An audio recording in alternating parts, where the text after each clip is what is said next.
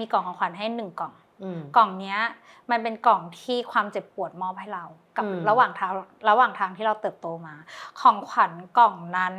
ที่ได้จากความเจ็บปวดระหว่างทางอะถ้าวันนี้อยู่ข้างหน้าปุกลุกเปิดออกมาคิดว่าในนี้คืออะไรของเรา